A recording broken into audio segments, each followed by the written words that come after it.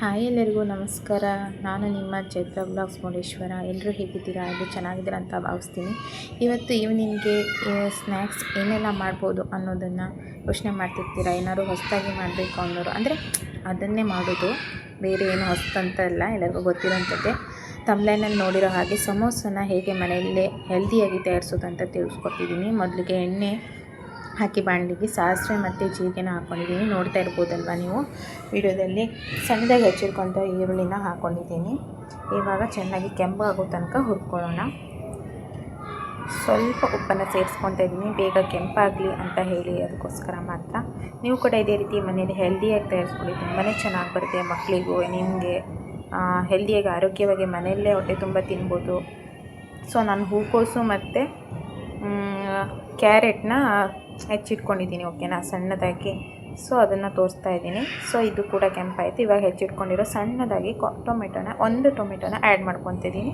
ನಿಮಗೆ ಎಷ್ಟು ಬೇಕೋ ಅಷ್ಟು ಪ್ರಮಾಣದಲ್ಲಿ ನೀವು ತರಕಾರಿನ ಕಟ್ ಮಾಡ್ಕೋಬೋದು. ನೋಡಿ, ಈ ರೀತಿ ಕಟ್ ಮಾಡಿಕೊಂಡು ನಾನಿವಾಗ ಎಣ್ಣೆಯಲ್ಲಿ ಫ್ರೈ ಮಾಡ್ಕೊತಾ ಇದ್ದೀನಿ. ಸೊ ಇದು ನಿಧಾನವಾಗಿ ಸಾಫ್ಟ್ ಆಗಬೇಕು ಟೊಮೆಟೊ. ಸೊ ಅಲ್ಲಿ ತನಕ ಇದನ್ನು ಹುರ್ಕೊಳ್ಳೋಣ. ಯಾರೆಲ್ಲ ವೀಡಿಯೋನ ನೋಡ್ತಾ ಇದ್ದೀರಾ, ಫಸ್ಟೇ ನಮ್ಮ ಚಾನಲ್ಗೆ ನೋಡ್ತಾ ಇರೋರು ಪ್ಲೀಸ್ ನಮ್ಮ ಚಾನಲ್ನ ಸಬ್ಸ್ಕ್ರೈಬ್ ಮಾಡಿಕೊಂಡು ಸಪೋರ್ಟ್ ಮಾಡಿ. ನಾನು ಇದರಲ್ಲಿ ಹಸಿ ಬಟಾಣಿನ ಯೂಸ್ ಮಾಡ್ತೀನಿ. ನೀವು ಒಣ ಬಟಾಣಿ ನೆನೆಸ್ಕೊಂಡು ಕೂಡ ಬೇಯಿಸಿ ಆ್ಯಡ್ ಮಾಡಬೇಕಾಗತ್ತೆ, ಇಲ್ಲಾಂದರೆ ಅದು ಬೇಯೋದಿಲ್ಲ, ಓಕೆನಾ. ನಾನು ಹಸಿ ಬಟಾಣಿ ಆಗಿರೋದ್ರಿಂದ ನಾನು ಡೈರೆಕ್ಟಾಗಿ ಆ್ಯಡ್ ಮಾಡ್ತಾಯಿದ್ದೀನಿ. ಸೊ ನೋಡಿ ಎಷ್ಟು ಕಲರ್ಫುಲ್ಲಾಗಿ ಕಾಣ್ತಾ ಇದ್ದೀರಾ. ಸೊ ಆಯಿತು. ಇವಾಗ ನಾನು ಕ್ಯಾರೆಟ್ ಮತ್ತು ಎಲೆಕೋಸನ್ನು ಹೆಚ್ಚಿಟ್ಕೊಂಡಿದ್ನಲ್ವ, ಸೊ ಅದನ್ನು ಆ್ಯಡ್ ಮಾಡ್ಕೊತಾ ಇದ್ದೀನಿ, ಓಕೆನಾ. ಎಲೆಕೋಸಿಂದು ಸ್ಟಫಿಂಗಿಗೋಸ್ಕರ ಸಮೋಸಾಗೆ ಇದನ್ನು ಆ್ಯಡ್ ಮಾಡ್ತಾಯಿದ್ದೀನಿ. ಸ್ವಲ್ಪ ಉಪ್ಪು ಟೇಸ್ಟಿಗೆ, ರುಚಿಗೆ ತಕ್ಕಷ್ಟು ಎಷ್ಟು ಉಪ್ಪು ಬೇಕೋ ಅಷ್ಟನ್ನು ನೋಡಿ ಹಾಕ್ಕೊಳ್ಳಿ, ಓಕೆನಾ. ಸೊ ಅಚ್ಚ ಖಾರದ ಪುಡಿನ ಕೂಡ ಆ್ಯಡ್ ಮಾಡ್ಕೊತಿದ್ದೀನಿ. ಸೊ ಏನಾದರೂ ಗರಂ ಮಸಾಲೆ ಇದ್ದರೆ ಅದು ಕೂಡ ಆ್ಯಡ್ ಮಾಡ್ಕೋಬೋದು. ಸ್ವಲ್ಪ ಚಿಕನ್ ಮಸಾಲನ ಆ್ಯಡ್ ಮಾಡ್ಕೊಳ್ತೀನಿ, ಟೇಸ್ಟ್ ಚೆನ್ನಾಗಿ ಬರುತ್ತೆ ಇಲ್ಲಿ ಅಷ್ಟೇ. ಸ್ವಲ್ಪ ಅರಿಶಿನ, ಗರಂ ಮಸಾಲೆ ಬೇಕಿದ್ದರೂ ಆ್ಯಡ್ ಮಾಡ್ಬೋದು, ನಾನು ಆ್ಯಡ್ ಮಾಡ್ಕೊಂಡಿಲ್ಲ. ಸ್ವಲ್ಪ ಕೊತ್ತಂಬರಿ ಸೊಪ್ಪು. ಸೊ ಇದಿಷ್ಟನ್ನು ಹಾಕಿ ಚೆನ್ನಾಗಿ ಮಿಕ್ಸ್ ಮಾಡ್ಕೊಳ್ಳೋಣ. ನೋಡಿ ಎಷ್ಟು ಚೆನ್ನಾಗಿ ಕಲರ್ಫುಲ್ಲಾಗಿ ಕಾಣ್ತಾ ಇದ್ದಿಲ್ಲ, ಕೇಸರಿ ಬಿಳಿ ಹಸಿರು ಕಲರಲ್ಲಿ ಕಾಣ್ತಾ ಇದೆ. ನನಗಂತೂ ತುಂಬಾ ಚೆನ್ನಾಗಿ ಕಾಣ್ತಾಯಿತ್ತು, ತುಂಬ ಚೆನ್ನಾಗಾಗಿತ್ತು ಕೂಡ ಸ್ಟಫಿಂಗ್ ಕೂಡ. ನೀವು ಕೂಡ ಇದೇ ರೀತಿ ಮನೇಲಿ ಯಾವುದಾದ್ರೂ ಬೇಕಿದ್ದರೆ ಬಟಾಟೆದು ಕೂಡ ಹಾಕಿ ಸ್ಟಫಿಂಗ್ ಮಾಡ್ಕೋಬೋದು, ಆಲೂಗಡ್ಡೆ, ಓಕೆನಾ. ನಾನು ಒಂದೇ ಒಂದು ಆಲೂಗಡ್ಡೆ ಇತ್ತು, ಸೊ ಅದನ್ನು ಕಟ್ ಮಾಡಿ ಇಟ್ಕೊಂಡು ಅದನ್ನು ಕೂಡ ಆ್ಯಡ್ ಮಾಡ್ಕೊತೀನಿ ಕೊನೆಯಲ್ಲಿ. ನೆನಪಿರಲಿಲ್ಲಾಗಿತ್ತು, ಸೊ ಒಂದೇ ಒಂದಿತ್ತು, ಸೊ ಅದನ್ನು ಕೂಡ ಆ್ಯಡ್ ಮಾಡ್ಕೊಂಡಿದ್ದೀನಿ. ನಿಮ್ಮ ಮನೇಲಿ ಏನು ತರಕಾರಿ ಇದೆಯೋ ಅದನ್ನು ಆ್ಯಡ್ ಮಾಡ್ಕೊಳ್ಳಿ, ತೊಂದರೆ ಇಲ್ಲ. ಅದೇ ಇದೇ ಆಗಬೇಕು ಅಂತ ಏನಿಲ್ಲ, ಸ್ಟಫಿಂಗಿಗೆಲ್ಲ ನಡೆಯುತ್ತೆ. ಸೊ ತರಕಾರಿ ತಿನ್ನೋರಾಗಿರಬೇಕು, ಈ ಥರ ಹೆಲ್ದಿಯಾಗಿ ತಿನ್ನಿ. ತರಕಾರಿನ ಆದಷ್ಟು ತರಕಾರಿನ ತಿನ್ನಿ, ತುಂಬ ಒಳ್ಳೆಯದು, ದೇಹಕ್ಕೆ ಒಳ್ಳೆಯದು, ಓಕೆನಾ. ಕ್ಯಾರೆಟ್ ಇವೆಲ್ಲ ಮಕ್ಕಳು ತಿನ್ನಲ್ಲ, ಸೊ ಹೀಗೆಲ್ಲ ಮಾಡಿಕೊಟ್ರೆ ಸಮೋಸದೊಳಗೆ ತುಂಬ ಚೆನ್ನಾಗಿ ಇಷ್ಟಪಟ್ಟು ತಿಂತಾರೆ ಅಲ್ವಾ. ಸೊ ಇದು ಕೂಡ ಬೇಳೆ ಅಂತ ಬಿಟ್ಟಿದ್ದೀನಿ. ನೋಡಿ ಆಲ್ಮೋಸ್ಟ್ ಆಗೇ ಹೋಯಿತು ಅಲ್ವಾ. 20 ನಿಮಿಷದಲ್ಲಿ ಬೇಗ ಮಾಡ್ಕೋಬೋದು ಫ್ರೆಂಡ್ಸ್. ಎಲ್ಲ ರೆಡಿ ಮಾಡಿ ಇಟ್ಕೊಂಡೆ ಪಟಾಪಟ್ ಅಂತ ಮಾಡ್ಕೋಬೋದು ಸಮೋಸನ. ನೋಡಿ ಈ ರೀತಿ ರೆಡಿಯಾಗಿದೆ ಸ್ಟಫಿಂಗ್ ಎಲ್ಲ. ಸೊ ಇವಾಗ ಅದಕ್ಕೆ ಹಿಟ್ಟು ಬೇಕಲ್ವಾ, ಸೊ ಮೈದಾ ಹಿಟ್ಟನ್ನು ಕಲಸಿ ನೆನೆಸಿಟ್ಕೊಳ್ಳೋಣ. ಸೊ ನೋಡಿ ಸಮೋಸ ಮಾಡೋದಕ್ಕೆ ಎಷ್ಟು ಹಿಟ್ಟು ಬೇಕೋ ಅದನ್ನು ನೋಡಿ ಕಲಿಸ್ಕೊಳ್ಳೋಣ. ಸೊ ನಾನಿವಾಗ ಮೈದಾ ಹಿಟ್ಟು ಅಷ್ಟೇ ತೊಗೊಂಡಿದ್ದೀನಿ, ಮತ್ತೇನಿಲ್ಲ, ಓಕೆನಾ. ಮೈದಾ ಹಿಟ್ಟು, ಸ್ವಲ್ಪ ಸೋಡಾ ಮತ್ತು ಸಣ್ಣ ಉಪ್ಪನ್ನು ಮಿಕ್ಸ್ ಮಾಡ್ಕೊತಾ ಇದ್ದೀನಿ. ಅದು ಚೆನ್ನಾಗಿ ಮಿಕ್ಸ್ ಆಗಲಿ. ನಂತರ ಎಷ್ಟು ಬೇಕೋ ಅಷ್ಟು ನೀರು ತೊಗೊಂಡು ಚಪಾತಿ ಹದಕ್ಕೆ ಕಲಿಸ್ಕೊಳೋದು ಹಿಟ್ಟನ್ನು, ಓಕೆನಾ. ಚಪಾತಿ ಹದಕ್ಕೆ ನೋಡಿ ಈ ರೀತಿ ಎಲ್ಲ ಕಲಿಸ್ಕೊಂಡು ಇಟ್ಕೊಂಡಾಯಿತು. ಸೊ ಮನೆಯಲ್ಲೇ ಆದಷ್ಟು ಮಕ್ಕಳಿಗೆ ಮಾಡಿಕೊಡಿ, ಹೆಲ್ದಿಯಾಗಿ ವಿಟಮಿನ್ಸ್ ಎಲ್ಲ ಸಿಗುತ್ತೆ. ಎಲ್ಲ ತರಕಾರಿಗಳು ತಿನ್ನೋದಿಲ್ಲ ಕೆಲವೊಂದು ಮಕ್ಕಳು, ಸೊ ಈ ರೀತಿ ಮಾಡಿಕೊಟ್ರೆ ಮಕ್ಕಳು ಇಷ್ಟಪಟ್ಟು ತಿಂತಾರೆ. ಸುಮ್ಮನೆ ಹೊರಗಿನ ಫುಡ್ಡು ಯಾವುದಾದ್ರು ಆಯಿಲಲ್ಲಿ ಮಾಡಿರ್ತಾರೆ, ಎಷ್ಟೋ ದಿನದಿರುತ್ತೆ ಫುಡ್. ಮಕ್ಕಳಿಗೆ ಫುಡ್ ಇನ್ಫೆಕ್ಷನ್ ಕೂಡ ಆಗೋ ಚಾನ್ಸಸ್ ಇರುತ್ತೆ. ಸೊ ಮನೇಲಿ ಎಲ್ಲರೂ ಕೂಡ ಮಾಡ್ಕೊಂಡು ತಿನ್ಬೋದು, ಮನಿನೂ ವೇಸ್ಟ್ ಆಗೋದಿಲ್ಲ ಅಲ್ವಾ. ಮನೇಲೇ ಮಾಡ್ಕೊಂಡು ತಿಂದರೆ ಹೆಲ್ದಿಯಾಗಿ ಕೂಡ ಇರುತ್ತೆ, ಮಕ್ಕಳಿಗೆ ಮಾಡಿಕೊಟ್ಟಿರೋ ಖುಷಿ ಇರುತ್ತೆ. ಮಕ್ಕಳಿಗೆ ಹೋಟೆಲ್ ತಿನ್ನೋದಕ್ಕಿಂತ ಮನೇಲಿರೋ ರುಚಿ ಟೇಸ್ಟ್ ಕೂಡ ಅವರಿಗೆ ಸಿಗುತ್ತೆ. ಸೊ ನೀವು ತಾಯಂದಿರು ಇದೇ ರೀತಿ ಮಾಡಿಕೊಡಿ, ನೀವು ತಿನ್ನಿ, ಮಕ್ಕಳಿಗೂ ತಿನ್ನಿಸಿ. ಸೊ ನೋಡಿ ಈ ರೀತಿ ನಾನು ಸಣ್ಣದಾಗಿ ಚಪಾತಿ ಇದಕ್ಕೆ ಉಂಡೆಗಳನ್ನ ಮಾಡಿಟ್ಕೊಂಡಿದ್ದೀನಿ. ಸೊ ಇವಾಗ ಇದನ್ನು ಚಪಾತಿ ಥರ ಲಟ್ಟಿಸ್ಕೊಳ್ಳೋಣ. ಏನಿಲ್ಲ ಫ್ರೆಂಡ್ಸ್, ನೀವೆಲ್ಲ ಬೇಗ ಪಲ್ಯ ಆಲ್ಮೋಸ್ಟ್ ಎಲ್ಲರ ಮನೇಲೂ ಮಾಡೇ ಇರ್ತೀರಲ್ವ. ಅಕಸ್ಮಾತ್ ಅದು ಉಳೀತು ಅಂದರೆ ಸ್ವಲ್ಪ ಹಿಟ್ಟಿತ್ತು ಮನೆಯಲ್ಲಿ, ಅದನ್ನು ಕೂಡ ಸ್ಟಫಿಂಗ್ ಮಾಡಿ ಮಾಡಿಕೊಡ್ಬೋದು. ಏನಾದರೂ ಒಂದು ಮನೇಲಿ ಹೆಚ್ಚಾಗಿ ಮಾಡಿರ್ತೀರ, ಈಗ ದೋಸೆಗೆ ಆಲೂ ಭಾಜಿ ಮಾಡಿರ್ತೀರ, ಅದು ಉಳಿದಿರತ್ತೆ. ಸೊ ಅವಾಗ ಕೂಡ ಮಾಡ್ಕೋಬೋದು. ನೋಡಿ ಈ ರೀತಿ ಬೇಗ ಬೇಗ ಬೇಗ ಬೇಗ ಮಾಡಿಕೊಡೋಣ. ಯಾರೆಲ್ಲ ನನ್ನ ಚಾನಲ್ನ ಫಸ್ಟ್ ಟೈಮ್ ನೋಡ್ತಾ ಇದ್ದೀರಾ, ಪ್ಲೀಸ್ ನಮ್ಮ ಚಾನಲ್ನ ಸಬ್ಸ್ಕ್ರೈಬ್ ಮಾಡಿಕೊಂಡು ಸಪೋರ್ಟ್ ಮಾಡಿ. ಚೈತ್ರ ವ್ಲಾಗ್ಸ್ ಮುರುಡೇಶ್ವರ ಆಲ್ ನೋಟಿಫಿಕೇಷನ್ನ ಕ್ಲಿಕ್ ಮಾಡ್ಕೊಳ್ಳಿ. ಫಸ್ಟ್ ವಿಡಿಯೋ ಹಾಕಿರೋದು ನೋಟಿಫಿಕೇಷನ್ ನಿಮಗೆ ಬರುತ್ತೆ. ಸೊ ನೋಡಿ, ಸ್ವಲ್ಪ ಎಲ್ಲ ಈಗ ಉಟ್ಕೊಂಡಿದ್ದೀನಲ್ವ, ಸ್ವಲ್ಪ ಸ್ವಲ್ಪ ಬೇಯಿಸ್ಕೋಬೇಕು, ಯಾಕಂದರೆ ಅದು ಕಟ್ಟಿಂಗ್ ಮಾಡೋಕ್ಕೆ ಚೆನ್ನಾಗುತ್ತೆ. ಓಕೆನಾ? ಇಷ್ಟೇ, ಜಸ್ಟ್ ಒಂದು ಸ್ವಲ್ಪ ಬೆಂದರೆ ಆಯಿತು. ನೋಡಿ ಈ ರೀತಿ ಮಾಡಿ ಮಾಡಿ ಇಟ್ಕೊಳ್ಳೋಣ. ಇಷ್ಟೇ.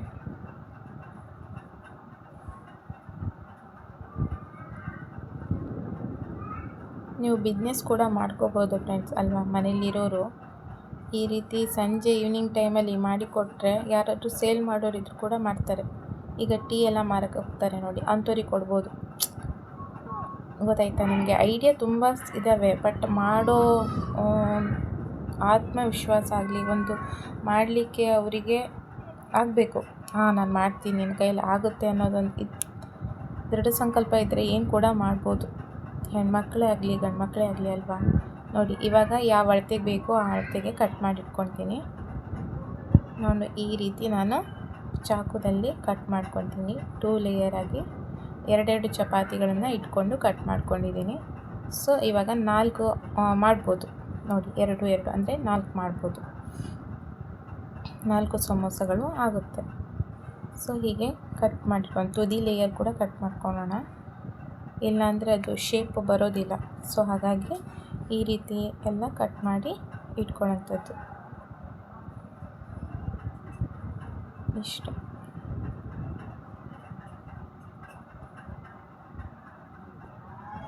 ನೋಡಿ, ಈ ರೀತಿ ಕಟ್ ಮಾಡಿಕೊಂಡ್ರೆ ಆಯಿತು. ನೀವು ಚಿಕ್ಕದಾಗಿ ಬೇಕಿದ್ರೆ ಚಿಕ್ಕದಾಗಿ ಕೂಡ ಮಾಡ್ಬೋದು. 3 ಲೇಯರ್ ಕೂಡ ಮಾಡ್ಕೋಬೋದು, ಅಂದರೆ 3 ಕಟ್ ಕೂಡ ಮಾಡ್ಕೋಬೋದು ಸಣ್ಣ ಸಣ್ಣದಾಗಿ. ನಾನು ಸ್ವಲ್ಪ ದೊಡ್ಡ ಆಗಿದ್ದರೆ ಚಪಾತಿ, ಅದು 3 ಲೇಯರಲ್ಲಿ ಕಟ್ ಮಾಡ್ಕೊಂಡು, ಕೆಲವೊಂದನ್ನು 2 ಲೇಯರಲ್ಲಿ ಕಟ್ ಮಾಡ್ಕೊಂಡಿದ್ದೀನಿ. ನೋಡಿ ಇಷ್ಟೇ ಆಗೋಯ್ತು, ನೋಡಿದ್ರಾ? ಸೊ ಈ ಕಟ್ ಮಾಡಿರೋ ಪೀಸಸ್ನ ಏನು ಮಾಡ್ಬೋದು ತೋರಿಸ್ತೀನಿ, ಏನು ಮಾಡೋದಂತ ಕೊನೆಯಲ್ಲಿ ನೋಡಿ. ಅದು ಕೂಡ ವೇಸ್ಟ್ ಆಗೋಲ್ಲ. ಸೊ ಇವಾಗ ನಾನು ಸ್ಟಫಿಂಗಿಗೆ ಮಾಡಿಟ್ಕೊಂಡಿದ್ವಲ್ಲ ಪಲ್ಯನ, ಅದನ್ನು ತೋರಿಸ್ತಾ ಇದ್ದೀನಿ. ಸೊ ಇವಾಗ ಆಯಿತು. ಇವಾಗ ನೆಕ್ಸ್ಟ್ ಕೆಲಸ ಏನು ಹೇಳಿ? ಇವಾಗ ಸ್ಟಫಿಂಗ್ ಮಾಡೋದು ಸಮೋಸ ಒಳಗಡೆ ಹೇಗೆ ಅಂತ ನೋಡೋಣ ಬನ್ನಿ, ಯಾವ ರೀತಿ ಫೋಲ್ಡ್ ಮಾಡೋದು ಅಂತ. ಇವಾಗ ನಾನು ನೀರು ಮತ್ತು ಮೈದಾ ಹಿಟ್ಟು ಹಾಕಿ ಪೇಸ್ಟ್ ಮಾಡಿಟ್ಕೊಂಡಿದ್ದಲ್ವಾ, ಸೊ ಅದನ್ನು ಇವಾಗ ಫೋಲ್ಡ್ ಮಾಡಿ ಅದನ್ನು ಅಂಟಿಸ್ಕೋಬೇಕು.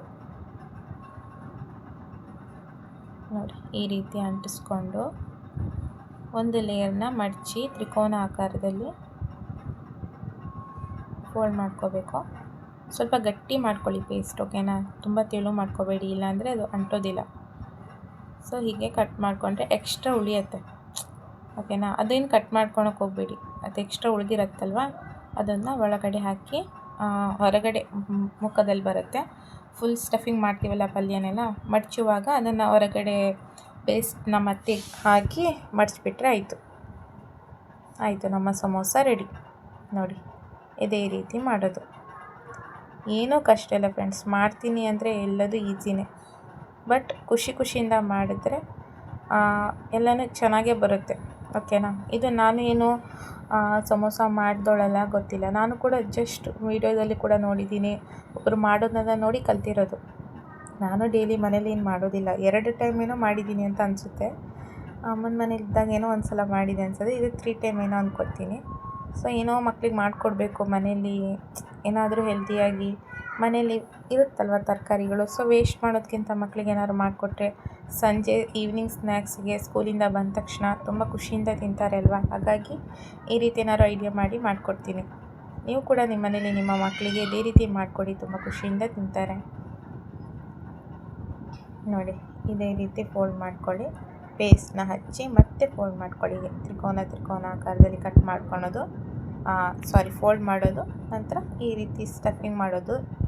ನೀವು ಎಷ್ಟು ಬೇಕಾದರೂ ಸ್ವಲ್ಪ ಆದರೂ ಸ್ವಲ್ಪ ಬಾಜಿ ನಾನೊಂದು ಸ್ಪೂನ್ ಹಾಕ್ತಿದ್ದೀನಿ ಅಂದರೆ ಅದು ಕರೆಕ್ಟ್ ಆಗುತ್ತೆ, ತುಂಬುತ್ತೆ ಅದು ಅಷ್ಟೇ.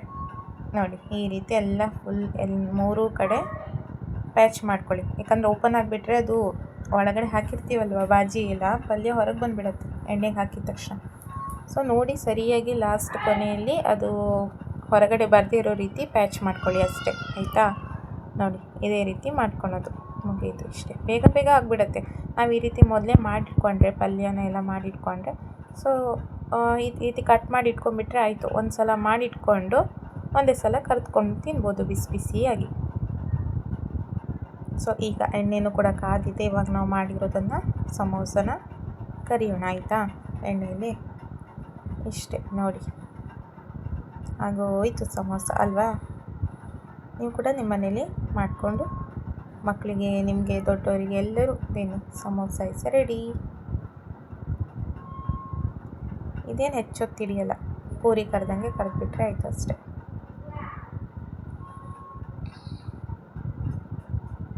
ಮತ್ತು ಇದೇ ರೀತಿ ಯಾವ ರೀತಿ ವೀಡಿಯೋಸ್ಗಳು ಬೇಕು, ಅಡುಗೆ ರೆಸಿಪಿ, ಅದೊಂದನ್ನು ಕಮೆಂಟ್ ಮಾಡಿ. ನೀವು ಕೂಡ ಮನೇಲಿ ಟ್ರೈ ಮಾಡಿ ಹೇಗಿತ್ತು ಅಂತ ಹೇಳಿ. ಓಕೆ, ಹಾಗೆ ನಮ್ಮ ಚಾನಲ್ನ ಸಬ್ಸ್ಕ್ರೈಬ್ ಮಾಡಿಕೊಂಡು ಸಪೋರ್ಟ್ ಮಾಡಿ. ವೀಡಿಯೋಸ್ ನೋಡಿ, ಸ್ಕಿಪ್ ಮಾಡದೆ ವೀಡಿಯೋಸ್ ನೋಡಿ, ಫುಲ್ ವೀಡಿಯೋಸ್ ನೋಡಿ ಸಪೋರ್ಟ್ ಮಾಡಿ. ನಿಮ್ಮ ಒಂದು ಬೆಂಬಲ, ಪ್ರೋತ್ಸಾಹ ಕೊನೆ ತನಕ ಇದೇ ರೀತಿ ಇರಲಿ. ನಿಮ್ಮ ಮನೆ ಚೈತ್ರ ಅಂತಲೇ ಅಂದ್ಕೊಳ್ಳಿ, ಅಕ್ಕ ತಂಗಿ ಅಂದ್ಕೊಳ್ಳಿ. ಕಮೆಂಟ್ ಮಾಡಿ, ಸಪೋರ್ಟ್ ಮಾಡಿ. ಆದಷ್ಟು ನಿಮ್ಮ ಫ್ರೆಂಡ್ಸ್ ಸರ್ಕಲಿಗೆಲ್ಲ ಶೇರ್ ಮಾಡಿ. ಇದೇ ರೀತಿ ನಿಮ್ಮ ಮನೇಲಿ ಕೂಡ ಮಾಡಿಕೊಂಡು ತಿನ್ನಿ. ನೋಡಿ ಎಷ್ಟು ಚೆಂದ ಕಾಣ್ತಾ ಇದೆ ಅಲ್ವಾ.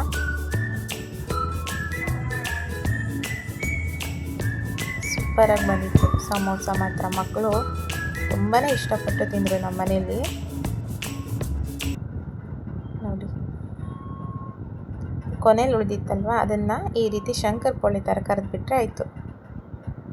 ಕಟ್ ಮಾಡಿ ಕೂಡ ಅಂದರೆ ನಾನು ಅಷ್ಟು ಕಟ್ ಮಾಡೋಕ್ಕೆ ಹೋಗಲಿಲ್ಲ, ಇನ್ನೂ ಚಿಕ್ಕ ಚಿಕ್ಕದಾಗಿ ಕೂಡ ಕಟ್ ಮಾಡಿಟ್ಕೋಬೋದು. ಸೊ ನಾನು ನೋಡಿ ಮಾಡ್ತಿರುವಾಗೆ ಮಕ್ಕಳು ಒಂದೊಂದೇ ತಗೊಂಡು ತಿಂತಾಯಿದ್ದಾರೆ. ಸೊ ಈ ರೀತಿ ನೀವು ಕಟ್ ಮಾಡ್ಕೊಂಡು ಮಕ್ಕಳಿಗೆ ಕೊಡ್ಬೋದು. ಕೊನೆಯಲ್ಲಿ ನಾವು ಸೈಡಲ್ಲಿ ಲೇಯರ್ಗೆಲ್ಲ ಕಟ್ ಮಾಡಿದ್ವಲ್ಲ, ಅದನ್ನು ನೋಡಿ ಒಳಗಡೆ ಸ್ಟಫಿಂಗ್ ಎಲ್ಲ ಎಷ್ಟು ಚೆನ್ನಾಗಾಗಿದೆ, ಯಾವ ರೀತಿ ಕಾಣ್ತಾ ಇದೆ ಅಂತ. ಇದೇ ರೀತಿ ಸಮೋಸನೆಲ್ಲ ಮಾಡಿ ನಿಮ್ಮ ಮನೆ ಮಕ್ಕಳಾಗಲಿ ನೀವಾಗಲಿ ಎಲ್ಲರೂ ತಿನ್ನಿ. ಮನೆಯಲ್ಲಿ ಹೆಲ್ದಿಯಾಗಿ ತಿನ್ನಿ. ಹೊರಗಡೆ ಸ್ಟ್ರೀಟ್ ಫುಡ್ನೆಲ್ಲ ಕಡಿಮೆ ಮಾಡಿ. ಕೊನೆ ತನಕ ವಿಡಿಯೋ ನೋಡಿದ್ದಕ್ಕೆ ಎಲ್ಲರಿಗೂ ಥ್ಯಾಂಕ್ ಯು ಸೋ ಮಚ್ ಹೇಳ್ತಾ, ಚೈತ್ರ ವ್ಲಾಗ್ಸ್ ಮುರುಡೇಶ್ವರನ ನೋಡಿ ಸಪೋರ್ಟ್ ಮಾಡಿ. Thank you so much all. Keep supporting. Bye bye. ಧನ್ಯವಾದಗಳು.